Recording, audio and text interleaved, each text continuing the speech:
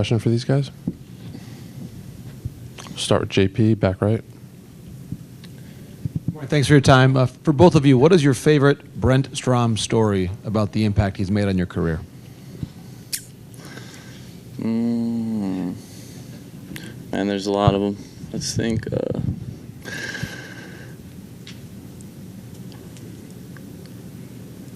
Well, I guess I'd say just earlier this year, at the beginning, there was a little article about it, but he was watching Kershaw throw, and like he was doing super well with his slider down under the zone, and like he had just came up to me after, like told me to watch him, like specifically where he's throwing his stuff, and basically told me just to follow that plan the whole time.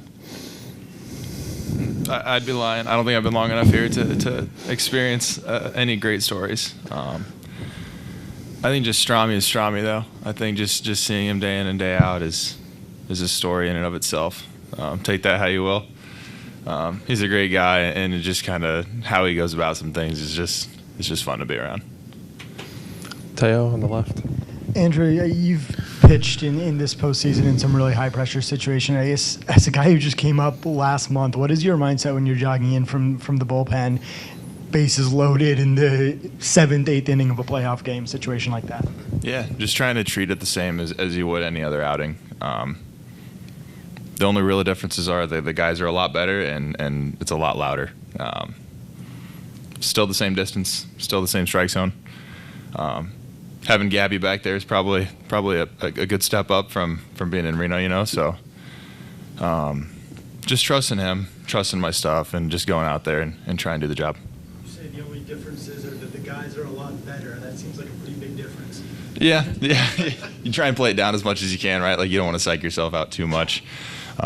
Hitting's hard, right? So just not trying to make it more than what it is, and just execute pitches and kind of stick to your game plan, and whatever happens, happens. Nick? Kyle, what was the flight home like, and kind of where is I don't know, what's your guys' headspace at the moment, down 2-0? The flight wasn't too bad. I ended up actually getting some good sleep on it, so that was nice. I mean, obviously, not ideal to be down 2-0, but I think what we did, like in those first two games, is we were able to learn a lot about the team we're playing, how they're attacking us, and how we can attack them better. So I think just make some adjustments to the game plan, kind of see where that takes us. JP? A couple questions for Andrew. First and foremost, being in the same playoff series as a fellow Hoosier and Kyle Schwarber, I'm wondering, have you met Kyle in the past, and what does it mean when you think about what he has set for that program to now be in the same playoff series as him? Yeah, it's cool. I haven't had the chance to talk to him yet. Just kind of how the schedule's lined up, I guess. But I actually said something to my girlfriend. I was like, it's pretty cool that there's going to be a Hoosier in the World Series, regardless of how this goes. And we're striving to make to make that myself, obviously. But yeah, I met Kyle, I think my first visit when I went to Indiana, and he was a great guy, and I only hear great things about him as in terms of like the clubhouse goes. So yeah, it's cool to look up and see another Hoosier. I wish the success wasn't coming against us, obviously, but nonetheless, it's neat to see.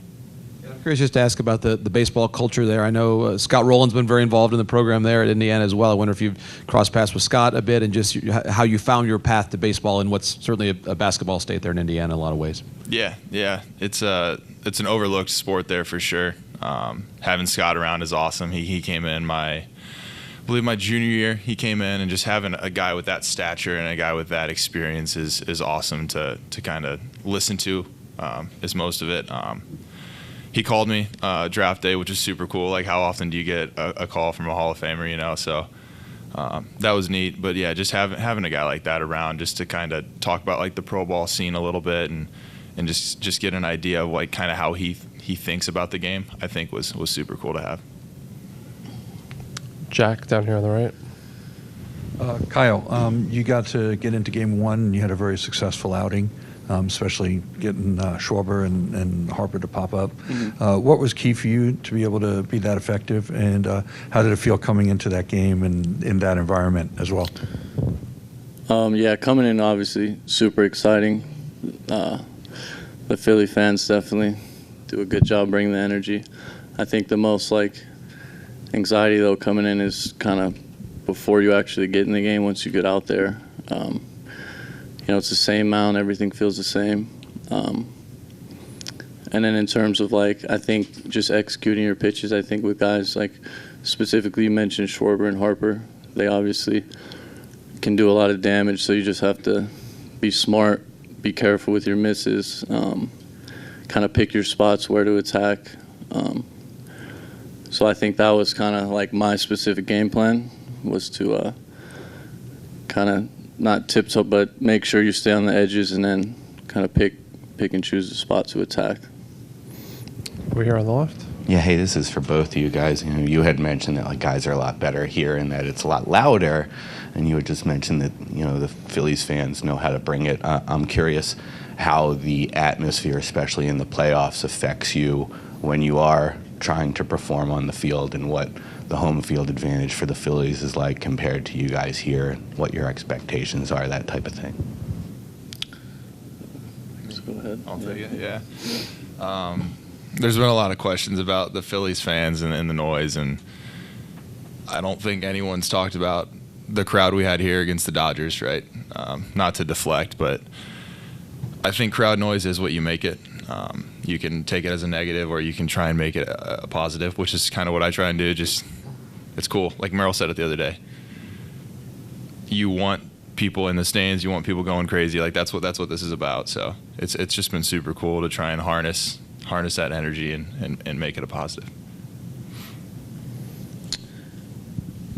Sorry, can you say again kind of what you... Yeah, what type of effect does the crowd have on you when you're trying to perform, good, bad, versus road, home, that type of thing? How does Right. it affect you? I mean, like I said before, once you're kind of out there, it's really, you don't notice as much as you might think. I think if you give it life and attention, and you put your mind to the bigger crowds or the bigger environment, or the stakes, I think that maybe can be a distraction. But I think if you just keep yourself focused on the job you have to do, I mean, we have a job every day. We have to focus on it and just stay right there. So I just try not to give it any extra life in my own mind. Barry in the back.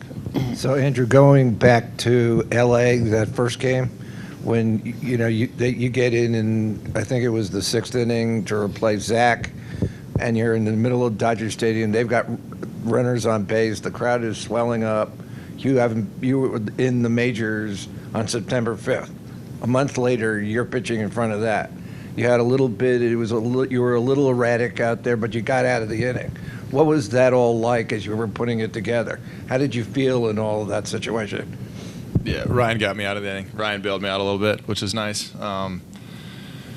Yeah, cool first experience, I think, playing in LA. Day one when I came in here, Torrey came up to me and was like, "Hey, dude, you're not here to throw in 10-1 ball games," which I think that's huge for the confidence level and kind of how you go about kind of thinking about the situations. But like I said before, just trying to simplify the game plan and execute pitches and yeah, it wasn't great. I don't think I threw the ball very well that game. But like I said, Ryan came in, bailed me out a little bit, got the win, which is all that matters. So yeah, it was a good experience. I think to kind of get that one out of the way, it's going to be tough to top that one. I guess in terms of just sheer nervousness or adrenaline or anything like that. So it was good and super grateful for Ryan coming in and slamming the door. JP. A couple questions for Kyle on your high school experience there at Galileo in San Francisco. I'm wondering, are there a lot of artifacts there from the DiMaggios, from Tony Lazzari, the Hall of Famers that have been there at your high school? How much of that history is present for you when you're there? Definitely not as much as you like to see, for sure. They, for some reason, don't harp on that. Not a big, real baseball school, though, in general. So, for some reason, you kind of have to dig to find some of that stuff. for you, I know you played football as well. What was there a time where you thought football was going to be your main sport, and how did you find your way to baseball eventually?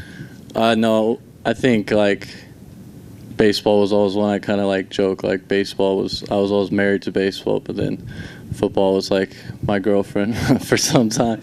But I mean, I always loved I always loved the sport. Like I always loved football, especially like I played quarterback, so I was always interested in that position and the challenge that it kind of is to play that position in sport. So I think what I learned through playing that game and stuff like that really has helped me now further in my baseball career. And we'll finish up on the left with Nick. Kyle, I'll ask you since you've been here a little longer. The roof tonight or today is going to be closed. Mm-hmm. Do you notice a difference when it's open versus closed? Panels open versus closed? Does it carry better in a particular direction? Not necessarily. I think when it's closed, it just with like the AC pumping and all the air inside kind of being trapped, I think sometimes it tends to feel a little bit more humid just because the air outside is obviously so dry. But I mean, other than that, no, I don't really notice much of a difference. All right, Kyle, Andrew, thanks for coming in.